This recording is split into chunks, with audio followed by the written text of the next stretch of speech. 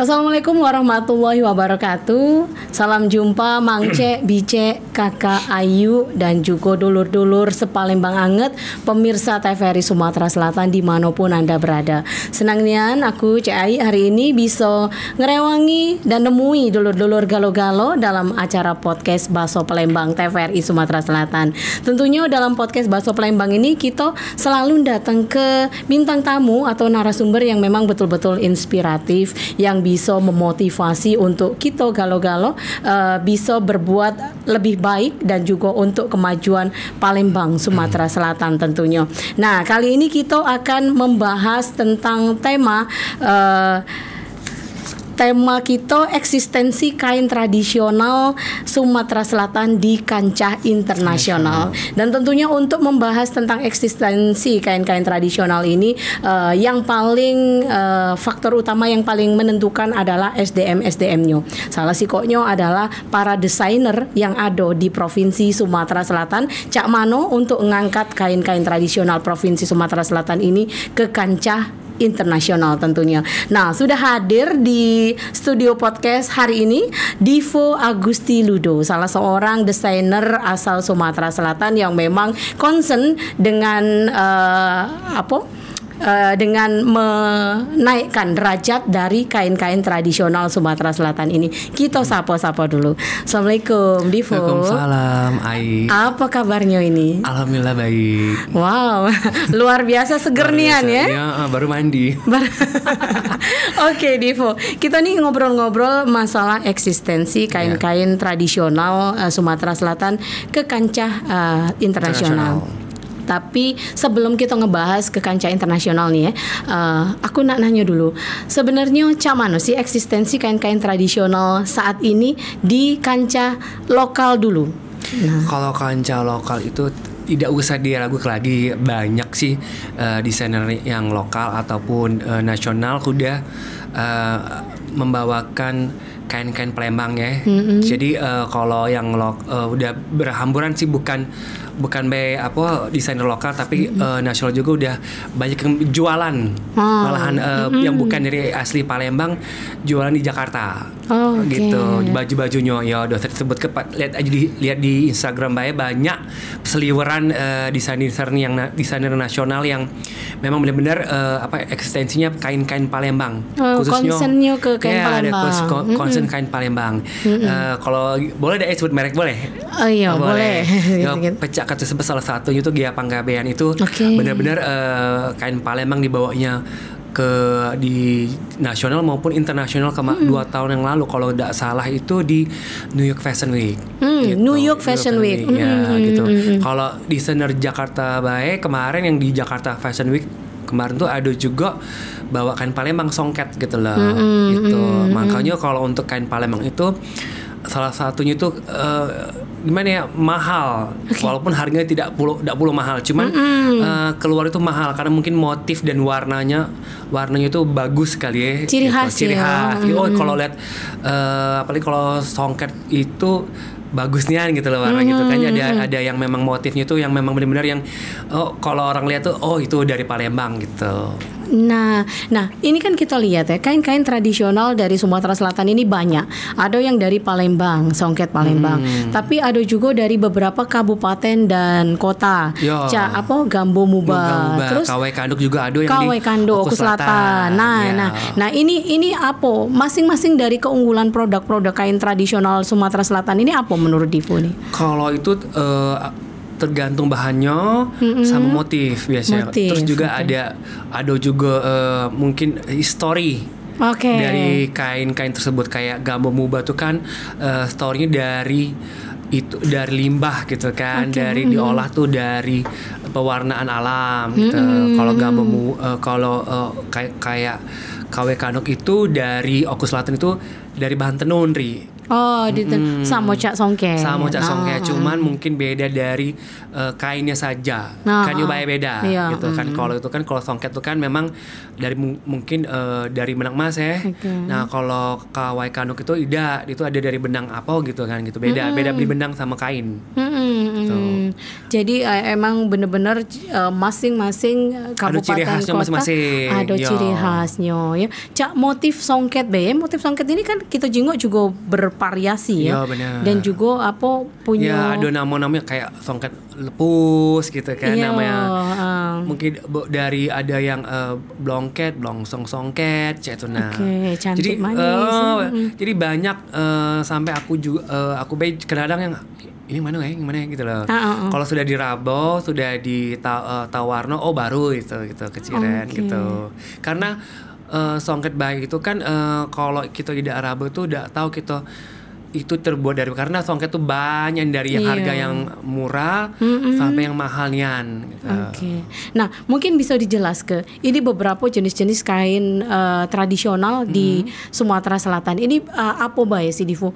Mungkin kita taunya songket, yo, jumputan. Tapi ternyata banyak lagi Banyak jenis yang lainnya. kayak sekarang itu kan sebenarnya ada blongsong. Blongsong tuh udah mulai di printing ya. Oke. Iya, jadi kalau blongsong asli itu kan tenun beda itu kan dingin, ada yang semi sutra, ada yang katun. Nah, sedangkan tuh karena agak terlalu pricingnya agak mahal harganya, jadi uang tuh merinting sekarang. Tapi itu udah asli lagi, jadi kayak kalau tenun tuh kan motifnya tidak rata kan ya. Nah, Iya. kalau printing itu kan sama gitu kan ya. Nah, tapi bahan printing lebih panas.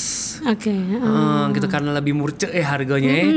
Nah, cuma itu udah asli lagi gitu kan, udah printing. Banyak sih udah yang memprinting kain-kain Palembang itu gitu loh. Nak ngambil jalan pintas tadi. Iya, terus juga mungkin motifnya itu mungkin lebih lebih sesuai dengan yang diinginkan karena itu kan didesain kan dari komputer. Beda sama yang pengrajin itu kan ya memang mereka harus ngikuti dari pola kain tenun yang kita jual kemarin tuh loh. Iya. Itu beda. Nah, ini hasil kain-kain tradisional dengan cara printing dan juga dengan cara misalnya ditenun, kemudian disongket, dicelup yo kalau jumputan. Ini kan pasti berbeda yo. Dan juga nilainya sendiri juga berbeda. Nah, gimana Cak Mano kita masyarakat awam ini beda ke antara hasil yang printing dengan yang asli tenun. Ya memang ada rupa ada harga ya. Kalau yang printing itu sama galo. Jadi ndak ada cacat. Ngerti gak sih? Kalau yang tenun itu kan benangnya keluar dikit, terus juga kadang-kadang agak melenceng gitu kan gitu. Nah, ada gitu. Kalau misal terus kalau kita rabo kain itu beda. Kalau printing itu kayak halus dan licin. Nah, kalau misalnya memang itu tenun, itu tuh ada tekstur. Mungkin ada yang mungkin benang itu agak timbul-timbul gitu. Nah kan terus agak dia ada rata teksturnya gitu. Tapi kalau yang ada yang nggak bisa di printing juga kayak blongket itu nggak bisa karena kalau yang asli penjidaknya kejingoan karena ada benang emas yang timbul. Nah gitu. Nah, Divo sendiri sebagai desainer Palembang di Sumatera Selatan setuju gak sih dengan adanya atau munculnya kain-kain printing yang kemudian dijual kemudian kopi pastinian sama dengan yang aslinya. Ini Cak Mano menurut Divo sebagai seorang desainer. Sebenarnya tidak masalah sih kalau nak printing bahan mungkin kan cara cepat mau produksi pasar, apalagi kalau pakai partai besar ya mesennya wong itu kan seragam kan pasti kan kalau untuk ditenun kan susah jadi dia jalan pintas printing biar misalnya untuk 20-30 itu cetak kan pengen bikin seragam kan agak susah tuh. Nah makanya itu cuman kalau untuk story-nya itu tidak ada story. Sedangkan kalau untuk ditenun itu kan ada story-nya. Itu dari UMKM, terus bahan bakunya dari mana, ada story gitu loh. Jadi kalau untuk bercerita itu ada baik. Tapi kalau misalnya printing itu tidak kate, gitu kan. Dia mau nak cerita tentang apa, gitu kan. Mungkin tentang motif gitu itu saja. Tapi kalau yang memang benar-benar dari UMKM itu kan beda kan ya. Misalnya kayak mungkin kita ambil dari KWK atau Kampung Muba tuh kan, ini benangnya benang apa dipakai gitu kan. Terus juga dari bahan pewarna apa dia gitu kan. Terus yang nenunnya dibikinnya alatnya Cak Mano. Nah kalau printing kan tidak ada printing tiplek dari komputer selesai gitu loh.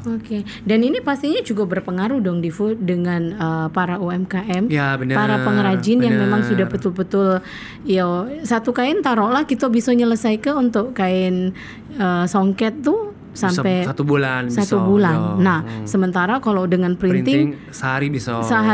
Dan banyak pulau kan. Nah, ini kan takutnya nih ya akan mematikan pengrajin-pengrajin kain tradisional ini. Nah, ini cak mana Divo melihat fenomena yang cak ini nih? Ya itulah makanya itu harus lebih kreatif lagi ya dalam pengrajin ini dalam membuat kain-kain biar masyarakat itu tidak bosan. Cat itu baik gitu kan, motifnya, warnanya gitu kan. Itu tuh memang PR gitu kan, PR pengrajin cak mana caranya biar gebiar ya cat kan. Nah, kalau printing tuh kan kena kita gitu kan nih.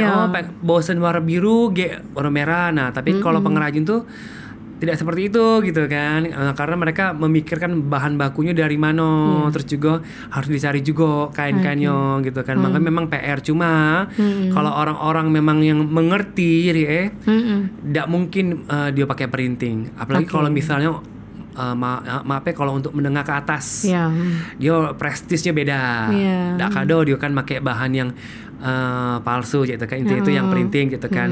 Apalagi kalau misalnya di level-level ibu pejabat pasti dia nak yang asli gitu kan, tenun. Even pun kita pun yo pasti nak pakai yang paling bagus lah ya. Aku juga pernah tuh pengalaman printing motif songket gitu karena memang untuk seragam. Karena memang kalau untuk seragam kan agak susah ya, kalau udah 20 kok pucuk. Nah, taruh nyari itu kan. Nah, terus juga nak lebih agak pricing murah gitu kan, corong Palembang lah ya gitu kan ya. Nak murah bagus kan. Nah, itu harus seperti itu. Untuk kebutuhan khusus. Cuman kalau untuk memang untuk di acara-acara yang memang sakral, seremonial mungkin lebih ke yang real gitu Cak. Nah, Divo sendiri ini Cak Mano, ada upaya apa yang dilakukan untuk ngangkat kain-kain tradisional Sumatera Selatan ini ke mata internasional nih? Mungkin Cak Mano, nah responnya dari warga-warga asing, misalnya warga internasional nyingok kain asli Palembang Sumsel. Kalau warga asing itu kalau orang Palembang itu dia tuh seneng yang colorful warnanya. Warna bayang Palembang itu kan yang penting gonjreng ya, beda terang sama ya. Nah ini pun kita di luar Palembang tuh beda pula. Kalau di luar Palembang itu rata-rata yang beli baju aku tadi itu seneng warna-warna yang soft, pastel, monokrom gitu loh. Karena yang warna-warna cek kita tuh mungkin agak mereka kurang berani gitu loh. Nah kalau internasional mungkin seneng galau gitu loh. Memang kain kita tuh unik gitu kan. Kalau mereka tuh kan lebih ke banyak yang printing ya. Kalau mereka yang internasional tuh kan kayak Victoria's Secret ya, nyanyian itu kan bahan-bahan itu yang printing gitu kan. Nah sedangkan kita tuh kan tenun asli mungkin lebih laku sih dibawa ke sana. Cuman bawa ke sana itu kan butuh effort ya, melalui imigrasi, bla bla segala macam. Apalagi untuk kain-kain yang sangat mahal. Kalau untuk cuman beberapa helai mungkin bisa. Cuman kalau untuk partai banyak tuh susah gitu. Makanya. Nah, biasanya untuk memperkenalkan kain-kain ini ke mata internasional, Divo sendiri kan aku juga udah eksis untuk ikut beberapa event seperti Indonesian Fashion Week. Kemudian ada beberapa juga event-event nasional dan internasional yang sudah diikuti gitu ya. Nah, respon dari masyarakat dengan kain kita Sumatera Selatan ini Cak Mano, khususnya untuk yang di kancah mancanegara ya, internasional. Ya, kemarin itu ada juga yang mesen wong Malaysia. Nah, ya alhamdulillah sekarang masih orang tuh mesen. Jadi memang motif yang songket itu memang diminati karena kalau aku kan kalau yang jauh bener tuh belum paling ke Malaysia dan Brunei karena untuk kain kita tuh tidak jauh beda sama mereka. Kalau ada tenun juga ya. Malaysia tuh kan kayak songket juga ada, motif-motif Melayu gitu ada gitu kan. Nah, untuk Brunei itu juga ada juga ngirim. Nah masalah itu cuma di pengiriman baik agak-agak kadang-kadang mahal lah pengiriman daripada baju. Oke. Nah itu hari yang masalah itu kan. Kalau kita nak nganter kan mungkin kan. Nah itu yang agak lebih ke pengirim. Tapi mereka tuh juga ngerti juga gitu Iya. kan. Nah makanya tuh kalau nak bikin tuh harus banyak ngirimnya tuh. Kalau cuma bikin 10 itu kayak tanggung deh. Karena mahal, di ongkos kirimnya malahan gitu loh. Kecuali ada yang berangkat nitip gitu kan. Nah itu nggak bisa banyak-banyak gitu. Tapi kalau untuk yang itu belum gitu. Nah, salah satu kain yang sudah cukup terkenal ya, kain tradisional yang sudah cukup terkenal di mata dunia itu batik. Nah, Palembang ini kan juga punya batik kan, Divo? Iya, baru dibikin kemarin Caknya itu motif kayak motif ampera gitu loh. Aku belum jingok detailnya gitu loh. Kalau misalnya kalau untuk pagar alam tuh kan aku kemarin bikin tuh motif kecubung gitu kan. Ya, ada kecubung itu bunga kecubung yang ada di pagar alam yang seliweran di pagar alam gitu loh. Banyaknya. Nah, di banyak kemarin aku bikinin sama Yuliza kemarin yang PJ Wali Kota Pagar Alam tahun kemarin itu motif kecubung. Itu pun pagar alam juga di batik kopi dan Gunung Dimpu ada. Kalau Palembang ini kemarin tuh kayaknya baru tahun kemarin diresmi ke cuma kalau nggak salah aku belum lihat detailnya cuma kata ada ampera gitu loh. Aku belum detail pegang dan mengamati. Nanti deh kakek kucing ini lebih jingoi lebih karena kita tuh harus megang bahan juga. Bahannya seperti apa karena kalau untuk mengolah tuh kan tergantung bahan juga. Ini nak diapok ke baju nak dibikin cak mano baju ini gitu loh. Apa sih bedanya batik dari Gito Sumatera Selatan dengan batik-batik di Jawa? Motif. Kalau Jawa itu banyak sudah berpola. Jadi satu kain tuh tidak mesti bingung karena tinggal penjahitnya saja mikir cak mana pola itu nyambung. Terus juga banyak motif Jawa. Terus mereka tuh banyak warna-warna tanah, warna-warna tanah tuh warna-warna kayak coklat bumi gitu. Earth. Nah kalau sedangkan batik Sumatera Selatan itu agak warna-warni, colorful, sesuai dengan selera gitu loh. Terus juga kalau untuk yang kayak berpola tuh aku lihat tuh agak jarang batik Sumatera Selatan ini gitu loh. Mereka tuh yang rata, jadi kain itu yang samong gitu, ngerti nggak sih? Misalnya ya gitulah, tapi ada, cuman tidak banyak. Gitu, nah motif. Nah, aku sempat jingok ya Divo ya. Ada beberapa desainer Palembang yang juga bawa kain-kain Palembang ini ke kayak New York Fashion Week tadi ya, yang Divo ngomong ke. Nah, masyarakat luar negeri ini kan kebanyakan senengnya yang model tidak terlalu berat. Ya, model-model baju kain tidak bepayet. Nah, dia nyingok kain songket yang cukup ya katakanlah berat ya. Terus ada apa namanya, ada bingung nak dipakai kemana mungkin ya untuk mereka. Ini cak mana untuk mungkin ada kombinasi dari desainer Sumatera Selatan sendiri meng-create kain-kain ini supaya bisa nyaman dipakai dan juga lebih lebih pacak dipakai sehari-hari lah. Nah, ada sih songkat yang bahannya nggak terlalu berat, agak tipis banget dan lembut banget itu songket sutra, cuman mahalian. Mahalian mungkin sekitaran di atas 7 juta something lah gitu. Karena sesuai dengan proses pembuatannya. Nah itu mungkin cuma uang tertentu ya makainya ya. Kalau untuk uang yang menengah ke bawah itu sulit gitu loh. Kalau itu kan memang ada. Kalau uang luar negeri mungkin kalau di dolari murah gitu. Mungkin salah satunya dengan solusi mungkin di mix and match gitu loh. Jadi tidak full songket gitu loh. Jadi bisa dipakai bahan mix bahan katun gitu bisa. Jadi tidak terlalu gonjreng, tidak terlalu berat gitu. Mungkin hanya di sekitar di ornamen-ornamen di lengan atau di kera gitu. Jadi tidak terlalu full gitu. Jadi tetap ada mungkin di pinggir-pinggiran bajunya bisa itu pacak bisa. Ada tantangan tersendiri dak untuk desainer Sumsel ini mengangkat derajat kain-kain Sumsel ini ke mata dunia ini? Banyak sih PR-nya, banyak sih tantangan, banyak juga keinginan gitu loh. Cuman mungkin jalan itu belum Mungkin kalau ada jalannya mungkin mau gitu kan, karena untuk jalan menuju Caknak internasional itu perlu effort, dan apalagi kalau kita nih kan kalau aku di ini kan harus cari sponsor dulu gitu loh. Kalau untuk Caknak biaya dewe itu mahal banget, mahal nian, bukan mahal banget, mahal nian gitu kan ya. Jadi perlu kolaborasi. Nah, itu yang sangat penting sekali gitu. Nah, ngomong masalah kolaborasi, nah sejauh ini ada udah kolaborasi yang sudah dilakukan oleh desainer-desainer lokal Sumatera Selatan dengan desainer-desainer dari luar? Kalau belum ada sih. Belum ada. Apa bisa nanti ke depannya Cak Mano? Pasti bisa, cuman tergantung link ya. Okay. Nah, itu dia yang penting tuh link. Karena kalau kita udah ada link, ya susah gitu. Nah, makanya untuk aku pun sendiri tuh kalau untuk jualan mungkin aku bisa ke luar juga tadi kan. Nah, tapi kalau untuk show itu harus aku punya link yang memang behind the scene itu memang bisa yang kuat ya tuh. Nah, karena kan perlu uang-uang yang kalau misalnya ke luar negeri itu kan harus visa, macam bla bla. Mungkin ada yang kurasi gitu kan. Kalau udah galak collab atau sponsor, cari yang mitra binaan itu pun diseleksi dulu, dikurasi.